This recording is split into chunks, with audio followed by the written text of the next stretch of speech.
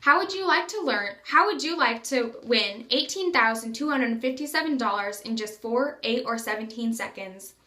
According to Unknown National Finals Rodeo, in 2012, that was the payout every event, every night at the National Finals Rodeo in Las Vegas. Now that's a big payout cowgirls and cowboys grow up dreaming about. Now that you've heard about cowboys and you know about cowgirls, but did you know about professionals? Just like our beloved NFL, there's NPRA, National Professional Rodeo Association, and just like our Super Bowl, there's NFR, National Finals Rodeo. After listening to my speech, you will know what NPRA, NFR is, and how it works and why it matters to you. First, I'll start off by explaining what the NFR is. Throughout the year, there are rodeos associated with NPRA, National Professional Rodeo Association. You can go and compete at the rodeos. You must have a membership, or you can hometown it. If you enter a rodeo, rodeo is like gambling on yourself. You pay to enter, and only if you do well, you get paid. Only the top 6 get paid, and the rest are at a loss. The top 15 people throughout the year to make the most money in each event get to go on to the National Rodeo Finals held in Las Vegas. Now that I've explained what NFR is and how important it is in rodeo, I'm going to tell you what you have to do in those 4, 8, or 17 seconds to make the big bucks. I'm going to start off with bull riding. According to PuraltFair.com, in bull riding, a rope is wrapped around the bull's chest just behind the front legs. One end of the rope is called the tail, is threaded through the loop, and the other end tightened around the bull. There is also a strap further back called the bucking strap that is tightened uncomfortably on purpose to make the bull buck harder. There is a bell attached to the back side that when he lets go of the strap, it falls to the ground automatically, so it leaves the bull. You get the most points in bull riding if you have the bull that looks like the hardest, and it looks like you have that is bucking the hardest and that you have the most control of. You're disqualified if you touch the bull anywhere, fall off within the first 8 seconds. The rules for bull riding are fairly simple, and they are most similar to bareback bronc riding. In bareback bronc riding, the cowboy rides a horse instead of a bull. He would be disqualified. He has one strap to hold on to that is resembling a belt. There's also a bucking strap like in bull riding. The rider is judged on his control and spurring. The ideal technique here would be for the rider to snap his spurs at the horse's shoulders when the horse's feet first touch the ground. He would be disqualified for not staying on for the full 8 seconds, for touching anything with his hand or with his free hand, or for missing the mark.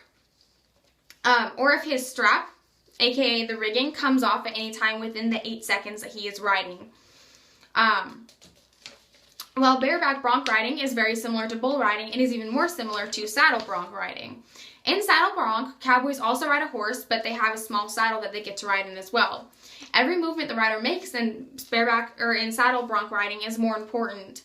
The cowboy's objective is to synchronize with the horse's movement. According to PuraltFair.com, points are awarded for the cowboy's spurring effort, the degree in which his toes are pointed away from the horse, and the control he has of the horse.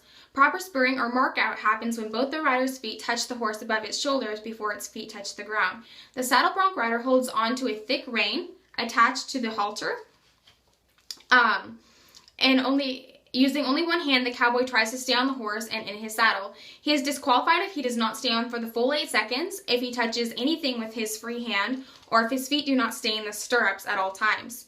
He is disqualified, Now that I've told you about saddle bronc, I'm going to tell you about steer wrestling, which really is nothing like bronc riding or bull riding. In steer wrestling, the rider comes out of a box instead of a chute. You can see here is a rough diagram of where the cows would be. Here is the heading box, here is the heeling box, and here is the chute that the steer or that the calves come out of. In steer wrestling, the cowboy doesn't start in this.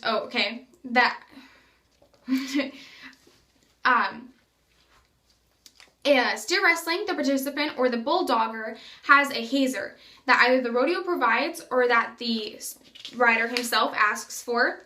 The The hazer is another rider that comes out of the box on the other side of the steer. It paces with the steer to make sure that the steer does not run away from the dogger while the dogger is trying to get the steer. It paces. A barrier is attached to the steer to make sure it does not go far enough before the bulldogger starts. This is an example of the barrier. You can see a string is tied to the steer, and across the box, the steer wants to go far enough away from the box, then the horse takes off. If the horse goes while the string is still there, then it's called breaking the barrier, and 10 seconds is added to the time. This is a very fast event. The rider jumps off his horse and grabs the steer's horns, digging his feet into the ground and stopping the bull. He then once the steer is at a stop, he then flips it, and it has to be on the side or back with all feet facing one direction.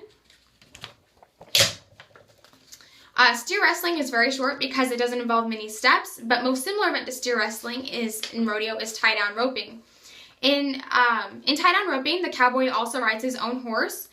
He starts in a chute, and when he nods, they release the calf. There is a barrier in this event for it as well. If or when the cowboy ropes the calf, he quickly gets off his horse as it comes to a stop. He then races over, and when it is down, he ties 3 legs together with a short rope that they hold in their mouth until they get to tying it, and he ties 3 of the legs.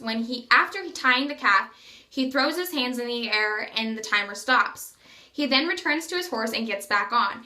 If the calf breaks its legs free of the rope within 6 seconds of him tying it, it doesn't count.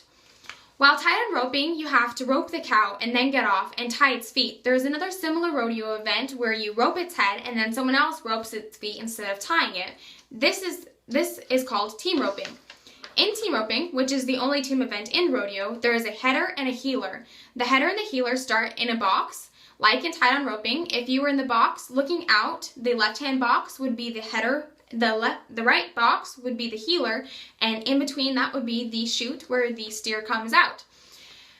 In this event, the steer is released when the header nods. So the header will nod, they'll release the steer, and the heeler acts as a hazer, and the header ropes the horns of the steer, then the heeler tries to rope both of the back legs of the calf or the steer together. The header can make one of 3 catches around both horns, around one horn and the head, or around the neck. According to Pullup.com, after both cowboys complete their task, the slack is gone from the ropes and both their horses face another is when the clock actually stops. They will get 5 seconds added to their time for catching just one leg, 10 seconds added to their time for breaking the barrier, and no time for not doing any of those 3 catches. Now, while team roping is the only team event in rodeo, breakaway roping is one of the only events that women can do in rodeo. In breakaway roping, the rider starts in the heeler box, and when she nods, the cow goes and she ropes it. When she ropes it around the head, as soon as she ropes it, she lets go of her end of the rope, and when it breaks off of her horn is when the time stops. Well, she wouldn't get a time if she didn't catch it, but other than that, as long as the rope's around the neck, she's good to go. While you can only participate in breakaway roping if you're a woman, there is an event in rodeo that both men and women can participate in, and that is barrel racing. In barrel racing, there are 3 barrels set up in a triangular pattern, and you go around it in a cloverleaf pattern like this. In barrel racing, if the participant knocks down the barrel, then you get 5 seconds to add it to your time, and you just try and run around them as fast as you can.